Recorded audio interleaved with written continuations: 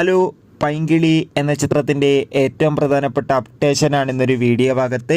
വീഡിയോയിലേക്ക് മുൻപ് video like ചെയ്യുക, ചാനൽ സബ്സ്ക്രൈബ് ചെയ്യുക. ഫെബ്രുവരി മാസം ധാരാളം ചിത്രങ്ങൾ OTT റിലീസ് ചെയ്യും. നമ്മുടെ ചാനൽ ഭാഗം പരിശോധിച്ചാൽ നിങ്ങൾക്ക് ആ വീഡിയോയ്ക്ക് കാണാൻ വേണ്ടി സാധിക്കുന്നതായിരിക്കും.